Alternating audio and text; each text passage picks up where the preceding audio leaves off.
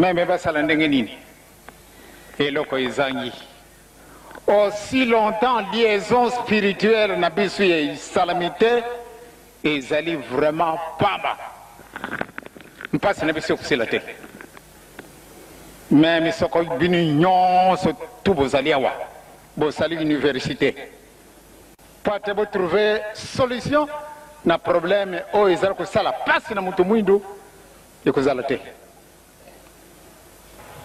problème ya ngai na mama Fomadongo na kati na ndako il faut biso mibale nde to résoudre ba problème na biso moto mosusu solo aye kopesa biso conseil kasi soko ngai nalingi te ubie mama alingi te ba conseil wana ezali nul soko tosenge na biso bolimbisi te 0 sur 0.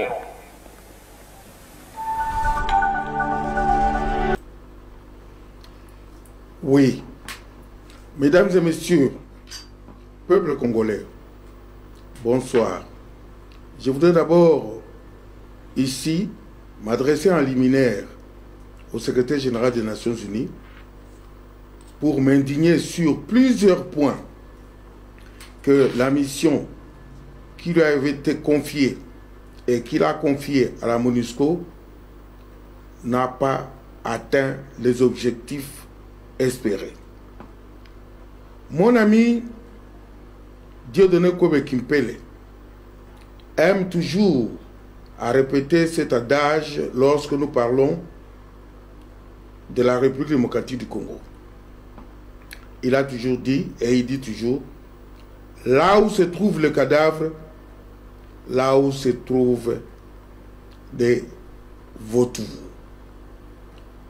Ainsi, monsieur le secrétaire général,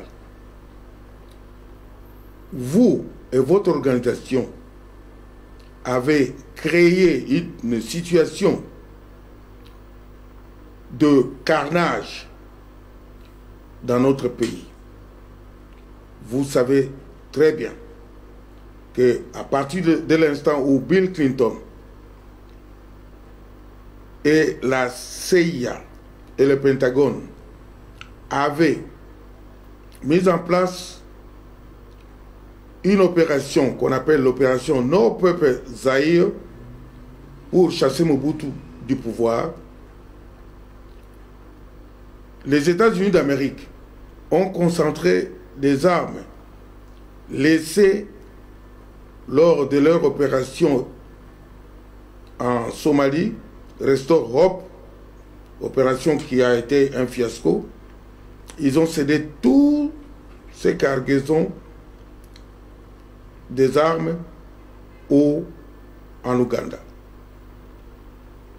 Je vous rappelle ces faits, monsieur le secrétaire général, pour vous dire que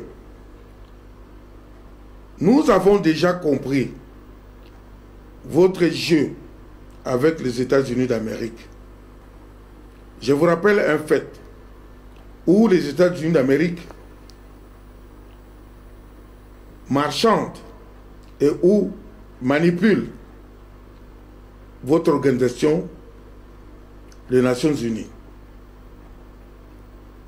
En effet, je vous rappelle que lors des préparatifs de l'assassinat du président Laurent Désiré Kabila, l'ambassadeur des États-Unis à cette époque s'appelait William Lassé Swing.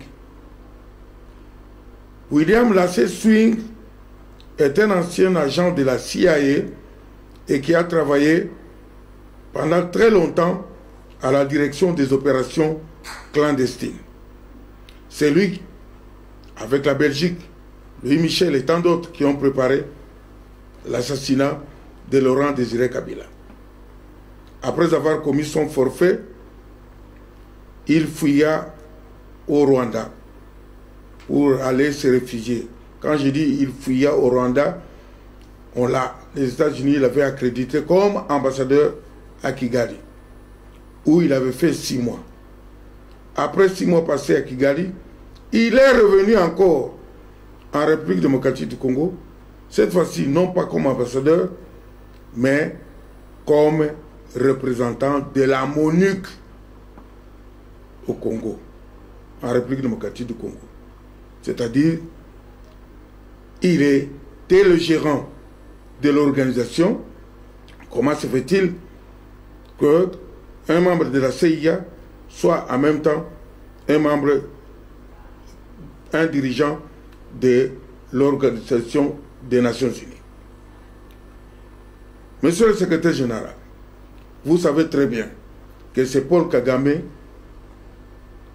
avec bien sûr Bill Clinton et Tony Blair, qui est le responsable du génocide rwandais et aussi, et particulièrement à l'heure actuelle, responsable du génocide congolais.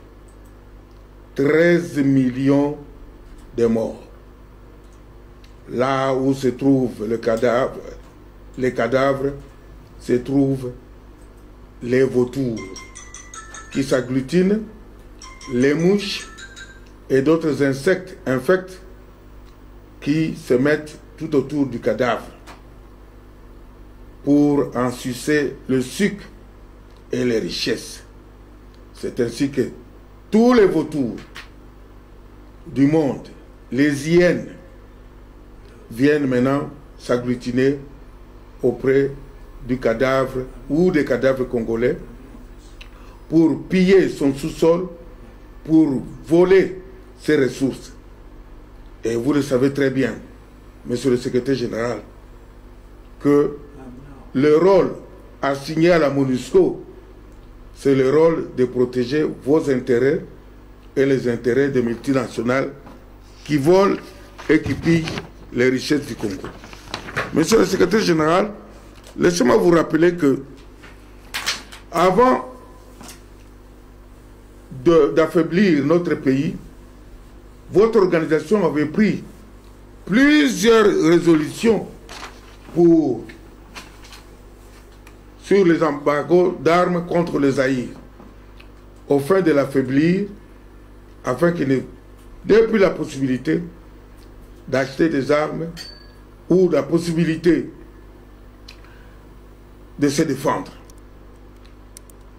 Vous verrez, monsieur le secrétaire général, je vais vous rappeler pourquoi vous ne parlez jamais de l'agression, de l'invasion, de l'occupation et de plusieurs tentatives de balkanisation en cours aux yeux de votre mission sur place en République démocratique du Congo, qui est la MONUSCO. Donc, toutes ces opérations se font aux yeux et au vu et au su et avec la complicité de votre organisation, de votre mission qui est sur place à Kinshasa. Plusieurs de mes compatriotes qui conscientisent les masses, les populations congolaises de l'intérieur ou de la diaspora. Je cite M. Honoré Ngwanda, qui a écrit beaucoup de livres sur la situation du Congo, qui a fait beaucoup de vidéos, qui vous a écrit, qui a écrit à la communauté soi-disant internationale, pour vous rappeler la situation dans laquelle se trouve notre pays. Vous ne lui avez jamais répondu. Il y a à ses côtés un de ses jeunes frères, brillant sujet, Patrick Mbeko, qui a écrit beaucoup de livres sur la complicité du Canada dans la guerre en République démocratique du Congo, sur Kadhafi et tant d'autres ouvrages. Vous les avez dans votre librairie, dans votre bibliothèque, mais vous ne les avez jamais appliqués, vous ne vous êtes jamais posé des questions. Après lui, il y a un journaliste de talent, juriste et spécialiste des questions de droit international, Kerwin Maïzo, le répète dans chacune de ses analyses. Cette situation dans laquelle vous et les vautours représentés par les États-Unis, la Grande-Bretagne la France, la Belgique, l'Australie, le Canada, Israël, le Vatican et tant d'autres pays, notamment certains pays africains, l'Afrique du Sud, le Rwanda, l'Ouganda, le Burundi, la Tanzanie. Ce sont ces pays-là, pour la plupart, qui nous soumettent, qui soumettent notre pays dans la situation dans laquelle nous nous trouvons aujourd'hui. Et vous le savez très bien, vous ne faites rien. Monsieur le secrétaire général, vous avez certainement lu les textes de l'œuvre des patriotes de Mme Candide Okeke, vice-présidente de la PARECO. Vous avez certainement lu certaines analyses du vice-président de la PARECO et porte-parole, M. Yango Wechiko. Vous avez certainement vu et suivi certaines vidéos de notre compatriote, président du CCDP, M. Odombo. Vous avez certainement entendu parler de Paul Kaumbu, coordonnateur du CNRC, de la résistance congolaise. Vous avez certainement entendu parler des analyses politiques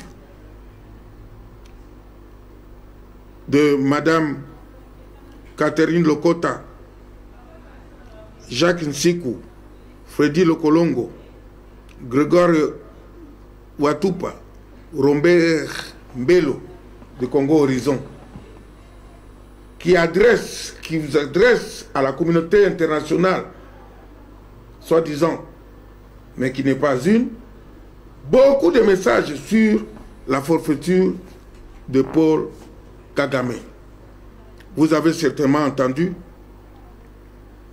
des messages diffusés par des journalistes comme Jean-Marie Tobandi de Zahir TV, Jaco Sayala,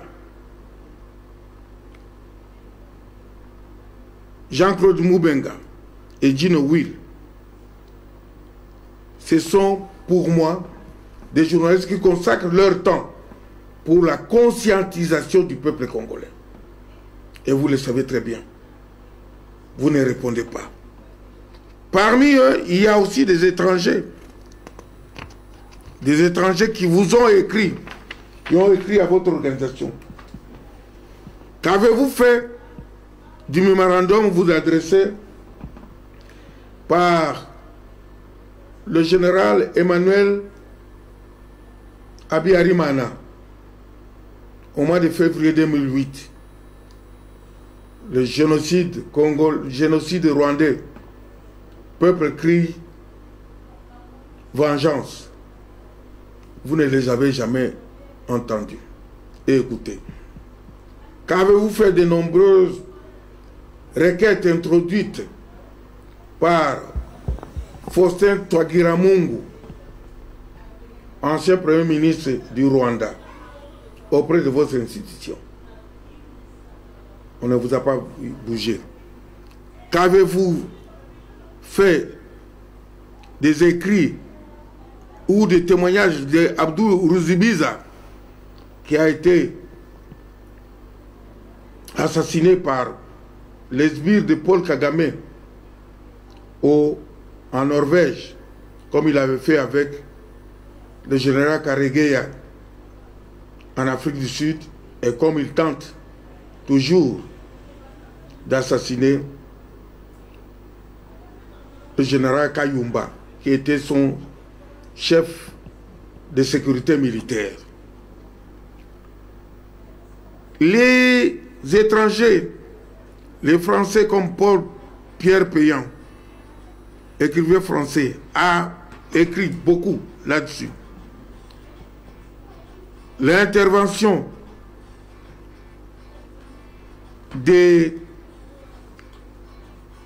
du commandant Baril, qui a écrit beaucoup de choses sur la forfaiture de Paul Kagame et la journaliste canadienne Judy River, qui a écrit In Praise of Blood, qui a dénoncé clairement le massacre perpétré par Paul Kagame. Monsieur le secrétaire général, je voudrais vous rappeler ici ce que nous vivons au Congo, ce que les Congolais ont vécu. Les massacres de Tingiting, perpétrés par le général Jacques Kurunziza de l'armée patriotique rwandaise et du commandant Hippo, alias Joseph Kabila, dans la forêt de Tingiting à Kisangani. Les massacres de Kasika, Mwenga, Makobola, perpétrés par Azarias Ruberwa, Bizima Kahara, Moïse Nyarugabu et d'autres Rwandais. Mais vous les laissez en liberté. La guerre rwando-ougandaise qui a éclaté à Kisangani, où mon père a failli perdre la vie. Les massacres d'Uvira, Beni, Goma, Bukavu, tous ces massacres et tant d'autres se font devant la MONUSCO. Et d'ailleurs, c'est la MONUSCO qui aide les occupants rwandais pour enterrer des cadavres congolais dans des fosses communes. Ça, vous le savez, mais vous ne le dites pas. L'exécution sommaire de deux experts des Nations Unies que votre organisation avait engagé pour aller enquêter sur les meurtres au Kasaï, les massacres du Kasaï, où le grand chef coutumier Kamwina Sampou a perdu sa vie, et d'autres Kasaïens qui ont été chassés de leurs terres. Votre complicité est établie. Pourquoi? Parce que comment se fait-il que une organisation comme la vôtre puisse sortir deux rapports d'enquête qui aboutissent à deux conclusions différentes? Donc, la première conclusion disant que c'est le pouvoir en place, vous ne voulez pas dire que c'est Paul Kagame et Joseph Kabila qui ont commandité ces massacres. Vous dites seulement c'est le gouvernement en place. Et l'autre rapport, vous dites que ce sont les adeptes de Kamwina Sampou. Ce qui est faux. Les adeptes de Kamwina Sampou n'ont pas tué les deux experts des Nations Unies. Vous avez un témoin que vous cachez là-bas chez vous, vous, les Occidentaux. Il s'appelle Clément Kankou. Clément Kankou est au Canada. C'est un criminel qui est au Canada. Vous connaissez là où il est. Si vous l'appelez, vous l'interrogez, il vous dira qui avait ordonné le massacre de Zebda Catalan et Michael Chap. Vous parlez des fois, vous au Conseil de sécurité, avec vos résolutions, notamment la résolution, l'actuelle résolution 24-09, qui renouvelle le mandat de la MONUSCO. Vous parlez souvent de l'exploitation illicite des matières premières. Mais monsieur Guterres, mais vous savez très bien que c'est la MONUSCO qui ont des petits porteurs à Walikale, par-ci par-là, dans le nord Kivu, dans le sud Kivu, des gros porteurs à l'aéroport de Kavumu qui prennent les matières premières volées par Paul Kagame pour les acheminer à Kigali, où vous faites de vos bénéfices. La MONUSCO, vous, l'ONU, vous êtes payé par Paul Kagame. Vous êtes rémunéré par les multinationales. Vous n'allez pas nous continuer à mentir au peuple. Nous ne sommes plus dupes. Nous le savons. Parce que à chaque fois que les résistants Maï-Maï veulent reconquérir les territoires où vous, la MONUSCO, vous les avez chassés avec l'armée rwandaise, vous venez vous interposer. Vous envoyez vos drones, vous envoyez vos chars pour les intimider et les chasser. Monsieur le secrétaire général, je voudrais, avant de terminer, vous parler des caprices diplomatiques de Joseph Kabila. Qu'est-ce que nous avons à faire de ces caprices diplomatiques? Mais c'est votre homme. C'est vous qui l'avez mis là-bas. Nous n'avons rien à voir avec lui. C'est un studio rwandais, vous le savez. Et d'ailleurs, Paul Kagame, votre prédécesseur, Ban Ki-moon, avait déjà présenté Paul Kagame aux yeux de toute l'opinion internationale. This is the president of Democratic Republic of the Congo. Il a présenté comme le président de la République démocratique du Congo. C'est Paul Kagame qui gère tout ça. Et nous n'avons personne. Nous n'avons personne pour parler de notre sort. Qui peut parler de notre sort? Alors, je vous dis, si vraiment, si vous avez l'intention réelle d'aider le peuple congolais, de sortir de l'ornière, prenez contact avec M. Honoré Ngwanda, qui est pour nous le seul plénipotentiaire valable de parler au nom du peuple congolais meurtri et non pas l'assistant l'usurpateur Joseph Kabila.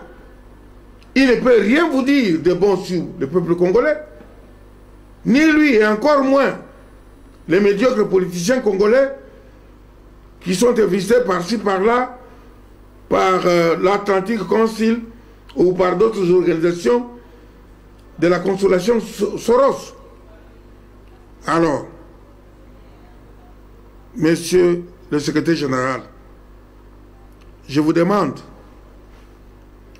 de dire à tous les mercenaires rwandais, ougandais, burundais, sud-africains, zimbabwéens, tanzaniens, angolais de quitter notre pays.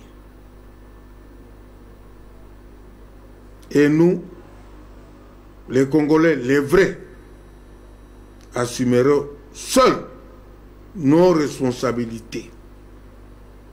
On organisera des élections par nous-mêmes, le moment voulu,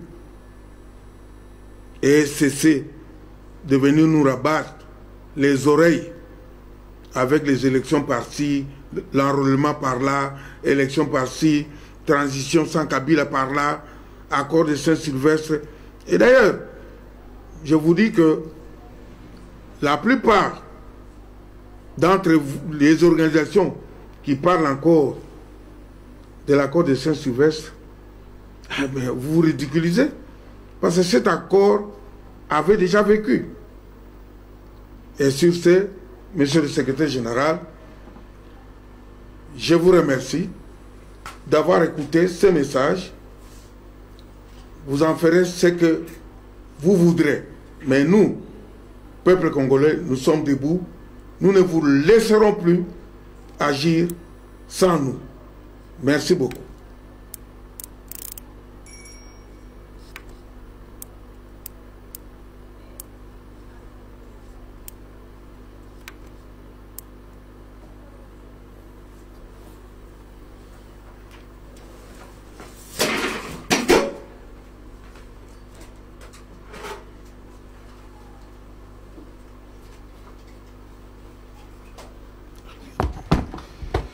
Voilà. Allez, Sikoyo. Bon, voilà, Bandeko. Merci, na patience, Nabino. Ndenge, moni papa mbelo. Aouti ko pesa biso discours wana. Pe aouti ko lobela biso moi makamoko ya Nations Unies. Alors, tolingi to kende to le kana masolo na biso. Pour tomber campé kosolo la na papa Robert Mbelo parce que tout le monde a toujours appointera toujours Nations Unies. Alors tout le campé koyeba parce que pour le moment problème moko toza nango. Voilà, avant d'abord tout les kakuna na lingina présenter bino que tozali na ba box o toza koteka ba box ezali ya 4K. Alors ezana ba voilà. Eza ya foke na kati ya box oyo toko soki osombi box oyo toye sikoyo to installer yo biso moko toza na biloko to tia wana to kotisi déjà 4600 chaînes awa après directement au bandi komona ngo au bandi kotala ou soki au sombi box olingi to sala oka essaye to sale liop essaye soki olingi essaye mais ekozala bien au sombi aux contrat ya une année direct. Bon soki ozali pe na smart TV c'est-à-dire ozana Samsung ozana LG ba marque wana de partout ozali tokoki kotindela yo na pays nyonso ozali na mboka nyonso ozali obengi kaka biso tokoki kotindela yo directement ndenge sikoyo kaka nauti kotinda na Afrique du Sud bazo tala pona essaye bamona et puis soki ba sepedi ba pesi mbongo directement ali to saeli bango contrat. Alors ba bazana smart T ndé bazana smart T et puis marque ya LG T ou bien Samsung, bah on a besoin de box. De vraiment 4K modèle à Sika. Voilà. Biso tozali à ce que nous landa biso tout le temps. On l'a dit biso na 3w.zaire-tv.com ou bien t3w.zaire-tv.co.uk. Voilà. Nakanisi prochainement Zaire TV kozalape ezape na radio tozo bongisa biloko wana nyonso poto meka ko informer bino na biloko nyonso bato ya Afrique du Sud na kanisi kalate boza kozwa Zaire TV kuna poto tozo bongisa makambo nyonso. Voilà papa Mbelo. Bonjour papa Mbelo. Bonjour ndeko Jean-Marie Tobandi. Donc toye lisusu papa Mbelo pour tozo comprendre vraiment exactement toye komona na ba news na ba info que secrétaire ya ONU alingaki akende na Congo et puis secrétaire ya OIA oyebenga musiko soki sadek soki nini wana non ya Union africaine comme on est soki fachi ni na bango pe balingai basa défilé wana na Congo. Et puis Kabila boy. Alors, qu'est-ce qui se passe? Mais quand on a nos sabiso et là on est les capots peuple congolais mais bon, bandeko balandi TV Zaire TV nakobana d'abord na Union africaine avant de commencer na Nations Unies.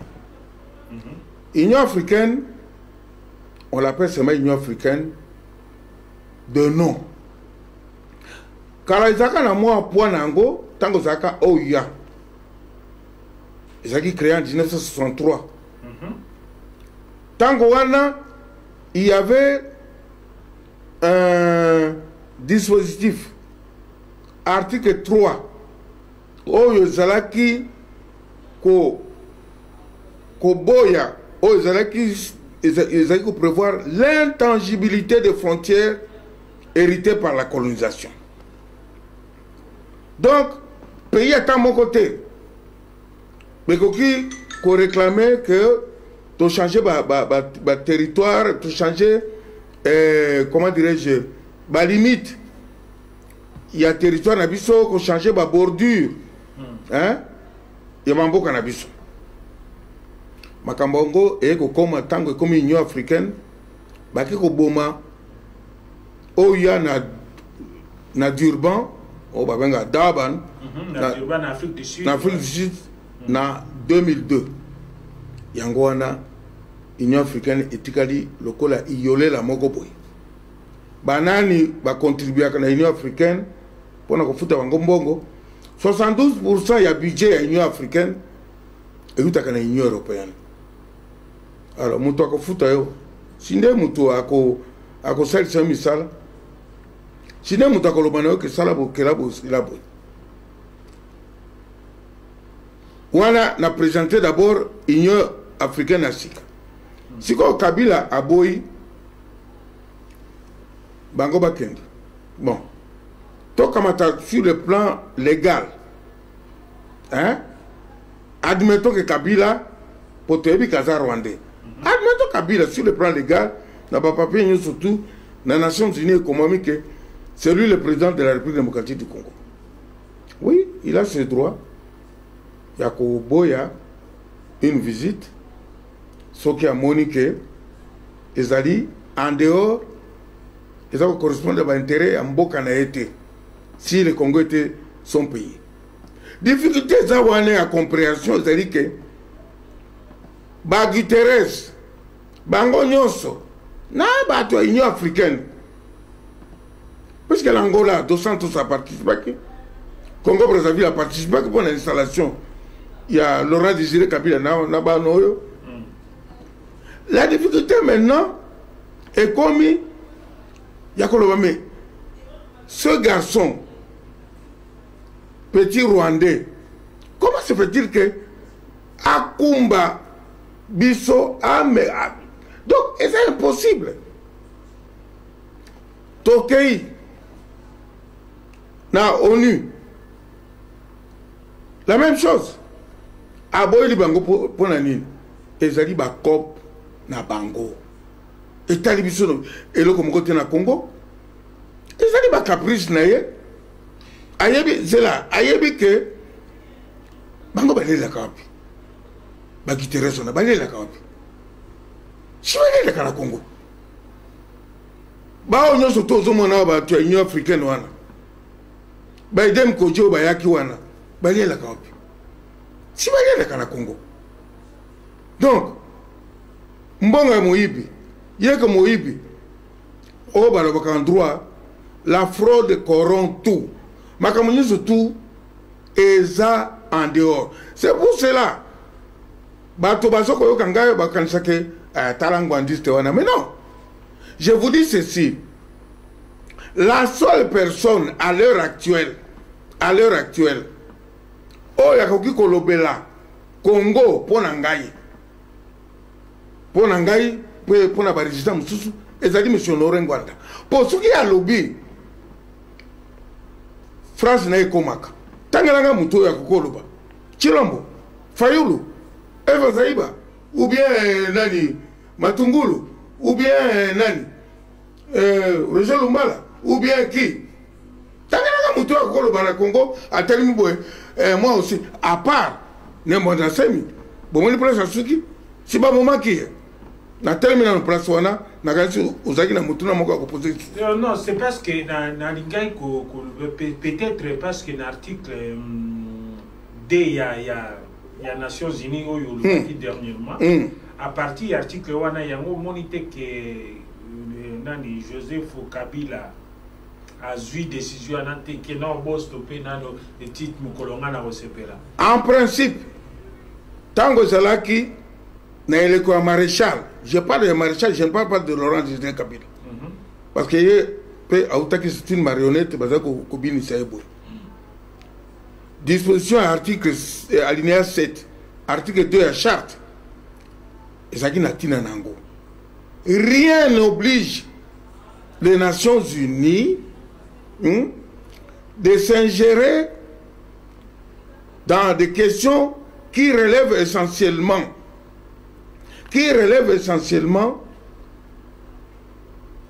de la politique intérieure d'un État. Sauf quand chapitre 7, où le but de mesures coercitives, où il y a contraintes. Mais mesures coercitives, encore, beaucoup sont contre le Congo, beaucoup sont contre l'Algérie, beaucoup sont contre l'agresseur du Congo.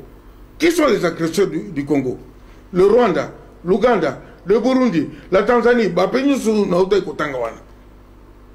Bango, y compris les États-Unis d'Amérique, Baoyo, Basako Bombaraka Sima, Yaba Rwanda, Yaba Ougandais,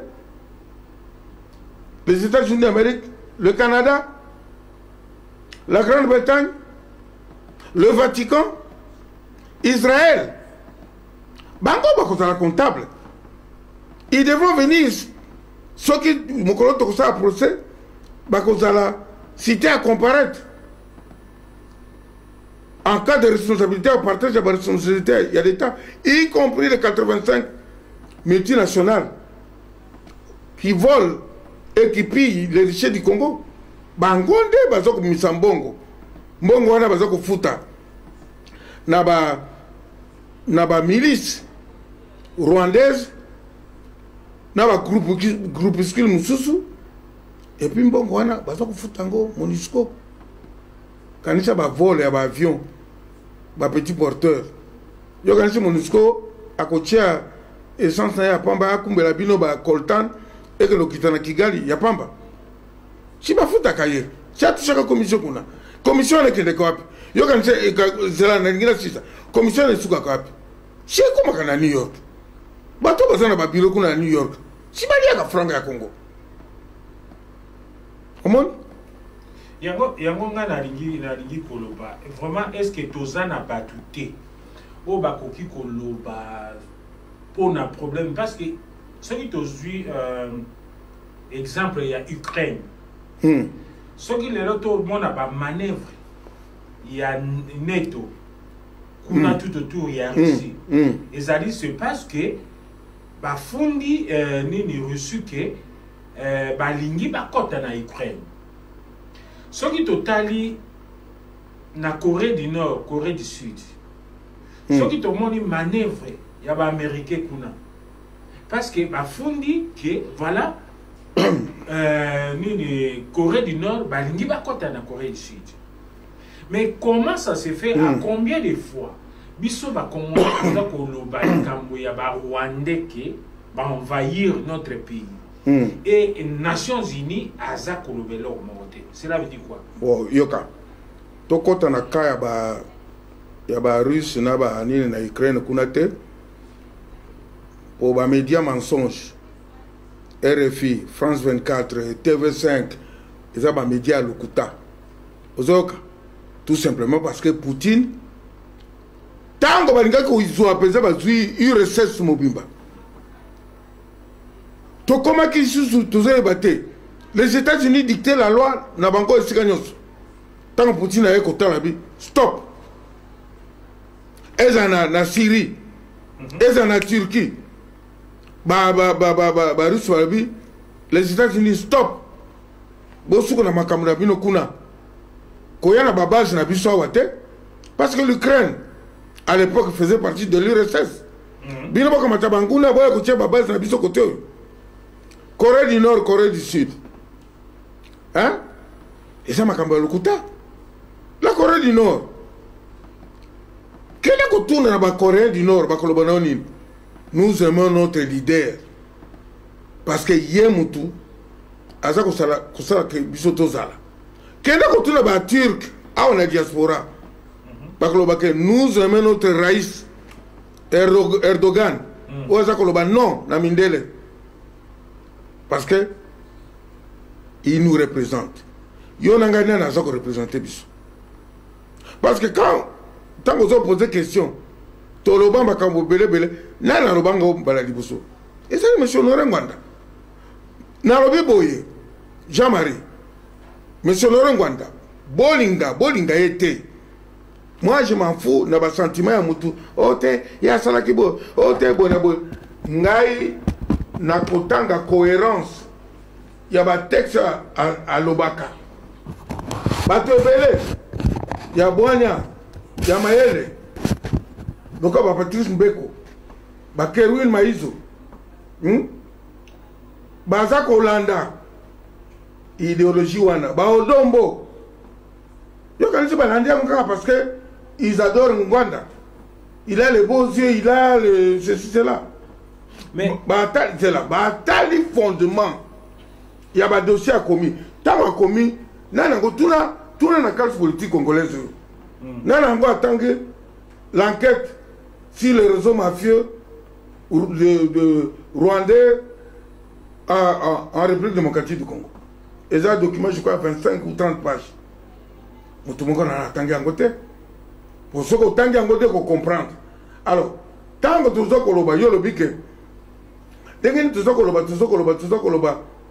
que nous sommes occupés par le Rwandais, oui, justement, parce que nous avons affaire à la communauté mafieuse occidentale. Oyo bazako lia mbongo ya Congo na ndenge ya ofele. Tuna Bill Clinton. Azoki mbongo wapi kwa tonga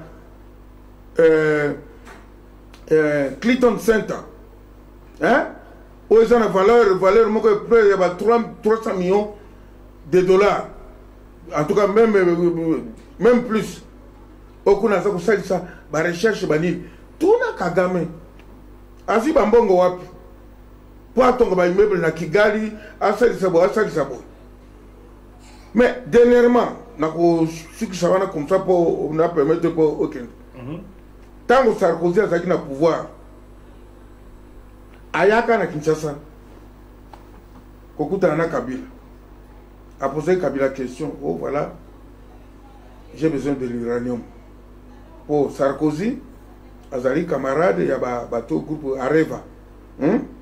Areva, groupe Nino. Oh, il était à l'uranium, moi, je suis à l'uranium. Ok. Areva. Nazaka nini na besoin d'uranium. Ah. Kabila FCA. Mais cette histoire, vous devez régler ça, voir ça avec Kagame. Tango ake komona Kagame lobina nini.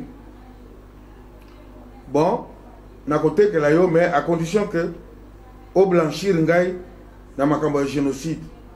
Bino ba français beaucoup mbango et ça na ke bino nde bo salaki génocide. Et que bo misa juge moko bo bengana mwasi abi arimana Agathe abi arimana wazana en exil en France. Ba e ko misa procès moko bidon. Oh, tala kutu mwasi oyo. Anini, ye mutaza koloba na radio 1000 collines. Ye mutaza kotinda batu pour voir que le bon batousi. Or que ce n'était que du bluff, bah mensonge, bah média, bah tout nous, bah termine en France, bah mais non. Mais cette dame, c'est une pauvre dame. On vient de tuer son mari. Qu'est-ce que vous voulez faire? L'expulser où? La remettre dans un avion, l'expulser au Rwanda. Mais vous, ça ne va pas, non? Bah tu vas téléméner Sarkozy, na juge na ya Lukuta, oya ponaki pour ça la scénario wana. Voilà, moi d'abord na saki na ko wana koloba. Posez ma question na yo. Voilà, parce que moi échappé na mke question na nga opposé wana le fait que kata kinga, mais problème nga na ningi koloba. Prenons que tozo compter sur Ngwanda. Tétété, na lobby boy. Yo kangai bien. Ouais. Na lobby te que na zo. Yo lobby que Le seul porte-parole. Porte-parole. Ce qu'on a dit, le Cambo, côté en face, kuna, bayokaka. Dans le but que nous avons compté sur lui, que nous avons. Voilà. Alors, tous nos exemples qui bon, les seules personnes. Est-ce que tous les opposants na kati ya Congo, est-ce que bakoki kozana parole et puis tous monde même na parlement européen il y a batu baza ko akize Kabila na ba sorte nyonso ya nini et tous monde en États-Unis ba ya batu baza ko akize Kabila na ba makambo nyonso ya mabe même richesse na ye même eloko nyonso baza ko akize. Mais comment est-ce que oni va maintenir kaka position wana et puis soutenir par nani Trump ou bien même tant nani Obama zalaki wana, c'était la même chose. On dirait bazo kene na biso système moko ya kolamba biso tout le temps ou bien qu'est-ce qui se passe et puis nani à côté akoki vraiment côté bon nganda lubaka et ça le magate nani mususa non exact que et ça le makate parce que ceux qui te commis à niveau te commis sikoyo ceux qui te commis à niveau mais ne kala si ba che katumbi kala ne ba si ba che katumbi pour ceux qui te commis à niveau oyo c'est à cause de la dénonciation monsieur Laurent Guadasali yangwana baza ko tepa ko beta minoko baza ko baluka nga lobi na oboye na boite nalingi kosala débat là-dessus te oyo nga na pesi ezali point de vue na ngai bato baza kolanda ngai bon libre à eux ya kozala na conception na bango par rapport à M. Norengwanda par rapport nga na lobi na yo à part M. Norengwanda hein, il n'y a eu qu'une seule personne, le député de Madasseng. C'est un peu à part le député de Madasseng, tant que la question nous avons débattu, nous avons réfléchi ensemble. Quand on a tant que la question nous à tel à lobby. Parce que on va dire des opposants. Bakenda bakota bazongi bazongi moko lokande kona biso yo ya Kisangani ni Eva Zaiba yaza ko défendre je vais défendre le respect de la constitution. Est-ce que ba yebisa que Kabila yaki na mission pour faire respecter la constitution? Kabila est venu pour détruire. D'abord il a dit qu'on détruire sexuellement, donc sexe basi ko kota ba soda bazana na ba sida ko violer ba biso ko boma ba jeune yangwana naza contre CLC. Oh, nous allons reprendre. Vous allez reprendre quoi? Est-ce que vous avez armé ces jeunes? Bon, ça va jeune na mandouki que ceux qui va mercenaire Kabila ba bimi bango va réagir. Alors vous allez le faire sortir pacifiquement. Yangwana monsieur Yangwana appelle ça qui message. Je ne suis pas là pour le défendre. Narobi boy. Mais ça, j'ai appelé ça la jeunesse. Dès que j'ai marre. Likamoko salama wa na mokilio babenga ngo la solution finale. Oyo ba officier nazi na Allemagne nazi ba tcheka ngo en place de 1942 à 1944. Babi pona biso ba juif. Il faut mangoyer surtout examiner bango basile. C'est ce qu'ils ont fait. Pour na bango Rwandais, il faut ba outu nyoso basila. Il faut pas ba congolais sur basila puisque la grande majorité baza ba bantu. C'est la solution finale. Oyo ba américain baza kotinda bango. Boke le la Canada, boke le les Dakota aux États-Unis. Et ça dit bah État bah indien. Ya ba indien oui. Tala ndenge ba réduire bango na bani. Kenda na Amérique latine. Biso to kitaka mko na aéroport moko na mboka moko pembeni ya Mexique ba benga ngo Merida.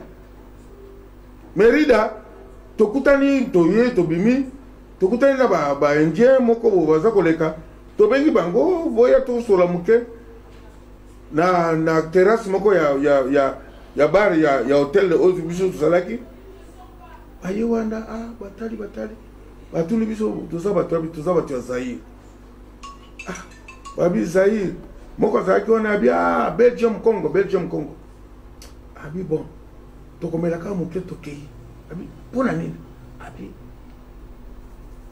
white man balinga te biso totelema onga nazoloba ngo ezali réalité na vivaki yango en 1982 ntango tokendaka mission moko na Cuba avant tokende tolekaki na Nord Brunswick na Canada toye kosala escale na Mérida tozwi avion mosusu tokome na Cuba na kozonga mpe tosaki même itinéraire ti toye kozonga Bruxelles toye kozonga na Kinshasa.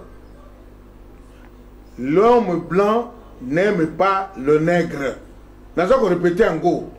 Bato baso biso, ce sont des racistes blancs de la communauté noire.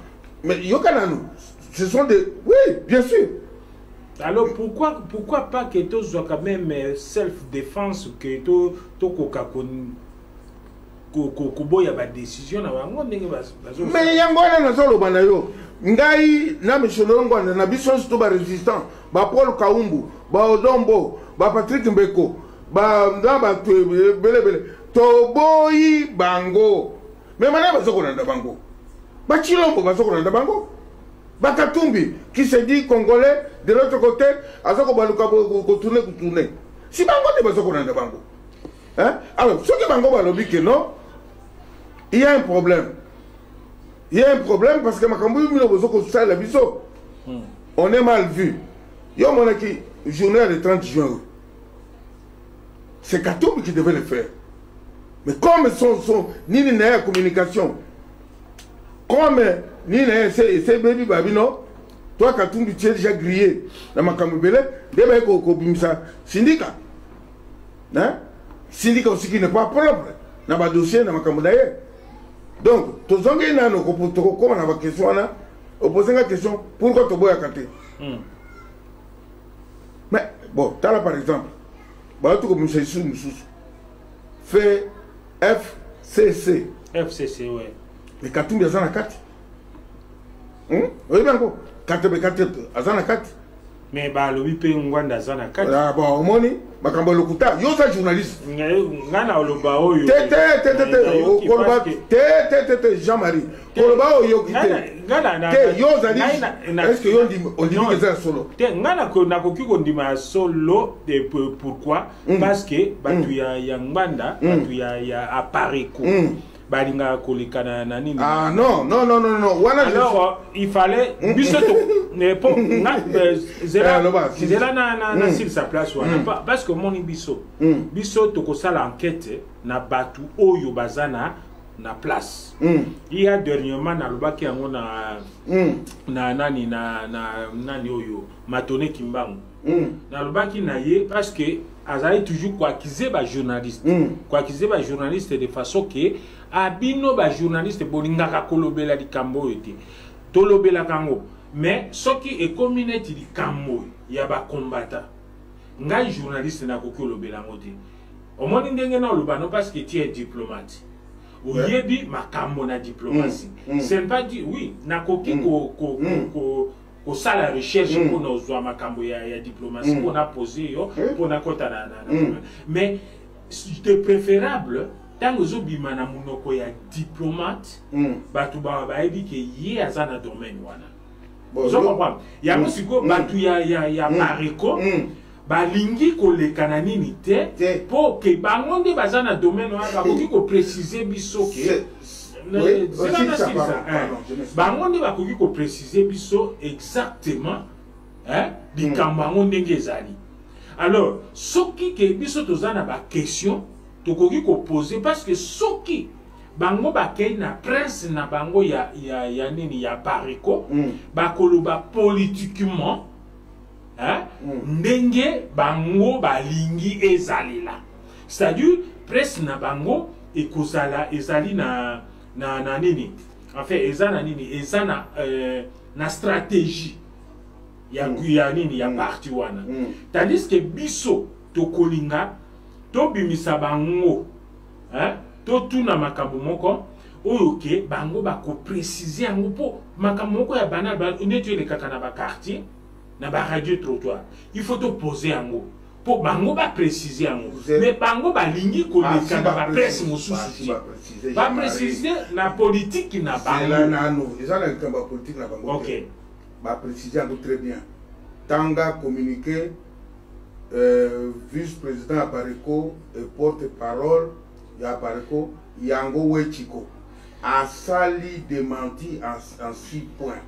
Parce que le bakuto Apareko te mutuana c'est là. On comprendre c'est là, oui, c'est là. Au moins que ye azali mutu ya Apareko akolobela biso makambo oyo eza na stratégie ya Apareko yo kananu onga soki bon o émission tout transformer côté to ko ba makambo sur la Apareko mutu oyo soki mutu aza ko mettre en scène babilo kongo ya FCC aza koloba Apareko parce qu'il y a aussi ni le moko Apareko mais mutu oyo aza ko leka kuna Rolemena ça fait depuis 2013 il n'est plus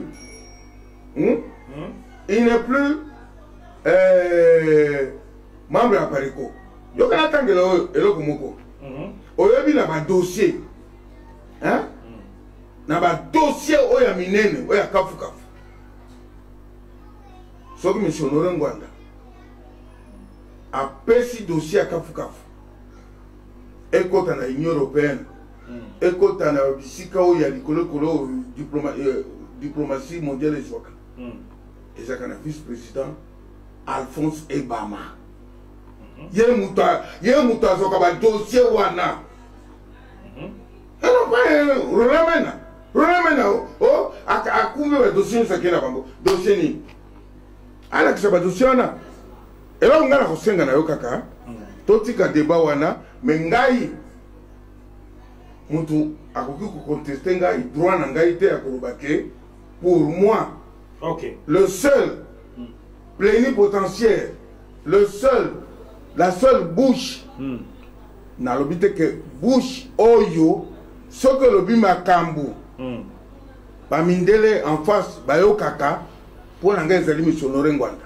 Bon, yo ce que vous en avez mutungu, peut-être on a évité. Tu as mutungu, mais ce qui est biso sikoyo, tu espoir pas naïe. Mais tu as mon aké. Batubazo yokaye alors que bato bazana pouvoir aussi quelque chose na Congo mais ndenge lobi wana batu ba yoka les seuls moto yo bakoki ko yokaye na nini na ONU ou bien na Union européenne ezali mbanda mais sikoyo azo loba est-ce que oyo azo loba ezali ya solo ki azo ko loba ou bien ezali ya sol ou bien te ezali ka politique o toujours kenenango parce que action moko zo ça de matin et donc moko zo ça ils ont changé Jean-Marie yo zali journaliste ngana koloba fi makambo ya action te na uti koloba na yoke ce que za la kayete de Karamboko news ce qu'on balkanisé ce que za la kayete na ko dénoncer ba makambo yo de tokomi na isika oyo te oyo bango ba fuki kwense ba bimiselo ko moko akuzoba ke Apareko na kati même bango sikoyo tuna bango na ba réseaux sociaux tuna bango même tu as peu perdu même j'ai des amis ba baza ba tu as peu perdu na benga bango na téléphone ah bien mon frère wana to saika kaneti to betaka dièse moko po ça net moi genre mais tout ça sûreté. C'est ce qu'ils me disent. Bon. Namoni que namoni photo cheli biso ya Antonio Guterres. Alors Antonio Azab ma sujet ya nini pour na Congo. Mais ça c'est le secrétaire général. Pour le moment ou bien Azalaga. C'est le secrétaire général Nations Unies. Pour le moment, au Kabila Boyi, ok. Yé sikoyo, eloko nini, est-ce que oyebi ata moi eloko moko yote alingi ko kinosa. Yokanan. Ata moi fuite moko. Yokanan. Soki oso yoki amodi. Yokanan. Secrétaire général des Nations Unies. po yo na ngai tokoza ba secrétaire général des Nations Unies na idéologie tout ça na ngo ba nationaliste tokoza la tête azali mutu na bango azaki nani ancien haut commissaire des Nations Unies pour les réfugiés donc mutu na bango ali akana sani na bango lolombo na bango azali wana bango balingi bakende kosala nini moko na baniki ale bakende kosala eti o pona ko zipa biso miso eloko zobangisa bango soulèvement populaire parce que bayebi que c'est-à-dire baza pour Kabila Zalawana. Mais oui ndeko na ngai baza pour que Kabila Zalawana nde yango wana yango na lobi na bango boye soki na lobi na secrétaire général na lobi na si vraiment vous voulez aider le peuple congolais, vous dites que vous voulez vraiment que le peuple congolais donc puisse sortir de l'ornière kende kutana missionnaire ngwanda akoyebisa yo ke mboka wana makambo ezali boye te ndenge bozokanisa ezali boye te ndenge ezali boye te po ye ayebi dossier ya Congo ngana yebi diplomatie na ndenge na ngai mwandambo mais le Congo profond hein il y a yebi yango à part ye bon il y a peut-être bato babunga nzela certains anciens mobuti so bazakuna o balobi babunga nzela na kotanga bakoma na bango te pona kusala bango publicité ya pamba ba mukolo ya pombo to lo bakani waaw soko lobi ba mukolo ya pombo banke malilo tout ça bakengo adondo bayebi dossier mais ngwanda ayebi dossier ya bokutu ayebi tuma ba makambo mike nini oyo lekaki oyo banani barataki coup d'état oyo balorence barataki wana ozoyeba makambo wana mais bayebisaki bango dès le départ par missionnaire wana asignaki bango d'une manière ya chobo bango balinga koyoka te parce que soki bango baza komitia kaka na nsima Kagame a fait tuer Karege en Afrique du Sud azolinga koboma pe Kayumba nga nalingi na poser une question moko parce que makambo ya Congo ese belisi batu tellement batu bazwaka lisu solution na makambo ya Congo te ekomi kaka oyo akoya otokende minduki oyo aye o soki bino bomoni ndenge na bino kaka bolingi osalela bosalela na ndenge na bino c'est-à-dire tout le monde a kabatu nyonso ba collabo parce que tout le monde a mutu moko azoya vraiment na solution à bien té mais yo état que diplomate est-ce que okoki na ko ebisa biso na diplomatie te eloko nini tokoki ko réussir pour na lobité ko lo ba exactement ndenge stratégie ko koza mais na quelque na moi diplomatie ndenge nini tokoki ko réussir to si ça problème na mboka na biso. Monsieur Jean-Marie, on est toujours déçu. Est-ce que tant que les 7 mesures, on a proposé, avec bon, on a un parti politique, le Yaka n'est tout ça front commun. Il y a une idée, il y a un PPRD, bien sûr, front commun, il y a un zone. Alors, Botika, tout ça, gouvernement de Boya. Après, cette mesure, les alliés sont au Talango, désobéissance civique, n'a pas de parce que tu as le battu. Ngai le logo, ce qui n'a pas de pinga. Je peux te dire que Ngai, pour Ngai, n'a pas de le logo a mutama pinga te. N'a pas de idée mon côté. Yo le diplomatiquement. Ouais. Diplomatiquement. Cette mesure, monsieur Norengo. C'est ça la front commun.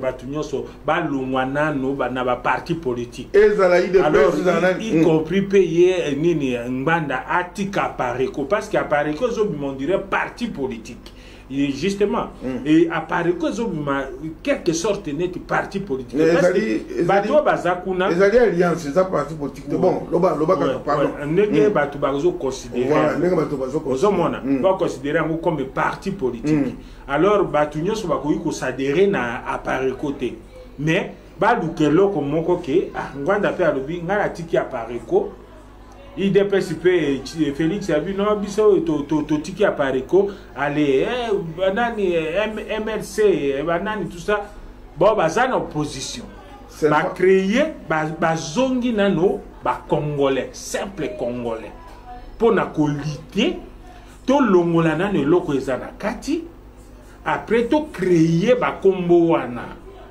ozomona apa idée wana nini nganda apesa ki yango c'était bien même ngai na jijaki yango zalaki bien mais il y a un problème oyo ezali na kati ke on garde toujours le mot apareko na kati yango moni batu basalaki neti biso yeso to comme parti politique ya apareko alobaki ndengwana te Jean-Marie parce que bon, vous avez un débat, on a bon, non, c'est pas la première fois. C'est là Congo. C'est ça que le bas honoré Mbanda et Kosimba tu as raison. Ce que au lobby ba proposition ba idée, c'est pas pour la première fois. Monsieur Mbanda a proposé Congo na vie Chikas avant Koufa. Na général munene esuka si bango moko de ba bebisa kango ezala munene ezala vieux Tshisekedi balingaki yango chute ba bebisa yango sika sikoyo boye auti ko proposer nini yango alobi na yeke to longwa na ba parti politique na biso ye moko pa ngaka bilongo pona nini akreaki CNRC, Conseil national de la résistance congolaise. Oh, batunyusu surtout bazana idée, oyo ya coadhérer na mouvement moko de résistance. Après ce qu'on a dit que tout ça a front commun. Yo ningaki babumano bakombo anati IDPS nini mais oui mais comme ça tozonga kaka ezali idée no ba pareko ba IDPS ba ezali idée oyo abimisaki yango ne il fallait ya banana ko boma pareko te akoboma pareko te yokana alobi ko suspendre ba activité ba mouvement politique na bino ngai par exemple na Longwe to comme isika moko oyo Longwe to comme isika moko to liste d'abord na monguna wana so to sisi monguna to vandi sika moko to yokani to lobi bon tala makambo ezabo to kena boite wana bango na basibaki bato basala ki biso musala wana ya mabe ezali ONU yango na zako interpeller secrétaire général na bango imulunda ba désarmer ba soldats congolais. D'abord, bah désarmer la population congolaise. Beaucoup lutter na nani mutoza na menduki. Yangwana nani oyo ozomona conseil de sécurité. Oza ko s'imaginer. Bazo ko ozo ko loba que voilà il faut que batunyo surtout de deux côtés pour cesser violence. Oh. Guiterres. Population congolaise, c'est violence. Population congolaise, bazo bokene ba gaz lacrymogène. Bazo bomba tina kati ya église. Tina maternité ambinza. Delvo. Na nini na landi yango pa na ndeko na biso Jakoa. Oui. Na nini kuna na laki kuna. Na laki kuna. Ba uti oboma bato. Alors, tolandi susu. Na okali mukwenge azakolo basuki. Franchement, quand ça qu'on manifester pacifiquement, et ça va terme oyo et koki, tozo ko ngango soute. Alors, on a gagné diplomatie et simbité, toluka solution à Minduki. Solution à Minduki. Mais Minduki solution. Bah alors bakango na TVT. Te solution à Minduki. Bana eba pesa bino Minduki. Parce que batu oyo bazana Minduki pour ba bazana mbongo ya kusomba Minduki wana bazali toujours batu na bango. Bana par exemple. Tolo par exemple Katumbi. Katumbi soki bo azana na mbongo ya kusomba Minduki. Ya lobi Minduki te. tozwa nani syndicat de Kolo azana ba moyen nya sauki osoma mduki ya lobi minduki te bon ya lingiri to kene na IDPS kutu bato ya liboso ba lobi ba kutu baza mbongo te tika bango bon baza pe na mbongo te to lo bandingi wana bon alors obi ke ba ki muneno kwa IDPS obi ke baza na compte ya banque te baza compte bancaire yo sala kula oyebi tuna bango moko baza na compte na banque tuna bango soki yo zali mo panisa ngote OK téléphone oza ba libérer téléphone ba te IDPS baza ya ba marque Kabunzi secrétaire général tuna bango numéro en compte na bino zaini baza na ngote donc ba tia mbongo kai pa na individu moko boye tout ça que voilà au moni babiloko ya ndenge wana comment est-ce que beaucoup arriver na solution ya Congo bon yoka sikona parce que ngwana pe azana quantité alors bisikoyo si tala bitana pariko omona compte na sewana te compte apariko mona kango na sambe nkasa wana te soko betika apariko obendi ogomona na se numéro à compte zaliwa esali siko mbongo baza pe na mbongo te yoka nano moi je ne veux pas parler c'est-à-dire to komi ba congolais to komi na mire je ne veux pas parler en lieu et place ya batu apariko ngana lobi boy otu kotanga Katumbi est-ce que aza penza opposé à Joseph Kabila bon apparemment ndenge tozomona apparence yango tozotia ma oyoki makambo Jacob alobaki te natindela te biloko Jacob oui nalandi nyonso baza koyela mbongo oyo batekaka uranium natiaki yango mpe na ZR TV lobi bato mingi balandaki bato bafingi ye mingi na nini wana tout ça parce que congolais mosala na ye wana kofinga akolinga asala analyse ya situation te akolinga critiquer te akolinga kaka na position ya telemi nango azwaka position alors sindika toko ya lobi azali mukongo bato bonyo bakufa na Angola la grande majorité bazali kono d'accord est-ce qu'aloba Kaemba dans les bandes de Koloba bandu non bato bandu baza ba Congo parce que baza des souches Congo ba Congo ya moni kutuba tani Kaemba bakote kono diamant baza na Congo te Mwanda est-ce que Zamboka ya Angola parce que là où il y a pas hier Nabutu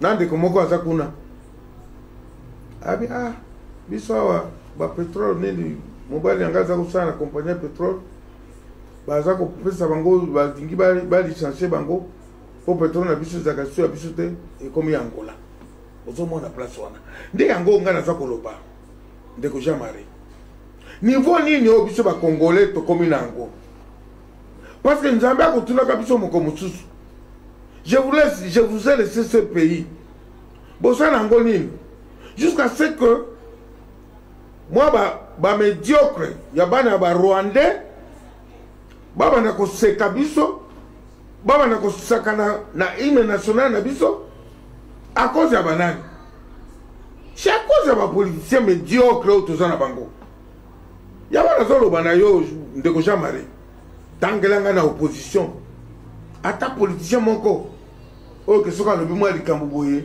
e ko sala neti mwa vrai tangelanga tout bazalité c'est parce que pas nanga kutu na benga bango nyonso ba collabo parce que ba yebi eloko yo toza ko sala te vraiment bande ko na ebite lelo to ke vraiment musika mingi na ebite soki koza malwa mususu to tikeli bino isu tam mususu to koya papa Robert azali wana na disposition mais lelo to yaki ka koloba makambo oyo ndenge Kabila a refusé secrétaire général ya Unia Kenekuna ya Union africaine voilà alors Kabila a commis na force quoi a commis na force c'est-à-dire ba lobby na baza na force ezali ba lobby na yende yebisi ye sala bango ndengo wana bango ezali jeune na bango ba ko sala ndengo na pona ko flouer biso auto monde à l'école ils font quelque chose alors ça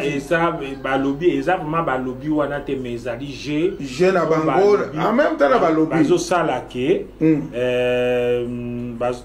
bazo salake bon bolakisa bango eloko memaka mosusu voilà bandeko babolinga va na kata na tosukisa émission na ndeko Jean-Marie nakoyebisa bino boye omoni eloko communiqué babimisi ya directeur à protocole oyo aza koloba ke o visite boye to boye visite boye ezalaka te na ndenge ya courtoisie diplomatique ozomona kaka ke nous avons affaire à des amateurs bato oyo bayebi diplomatie te oyo bayebi ndako wana te il y a certainement bato bayebi ndako wana lokola babiso boye bakolinga te eloko oyo ezali makambo moko ya respect mutuel le ministère des Affaires étrangères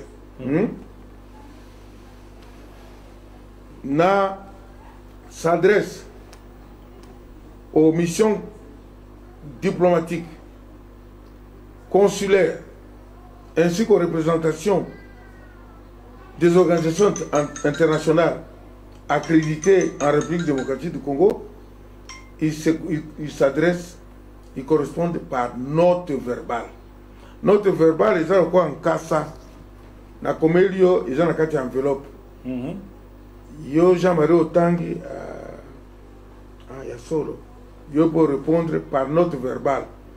Ils ont verbal, il y a une mais ils ont une note écrite, mais terme dans le langage diplomatique, il y a une note verbale.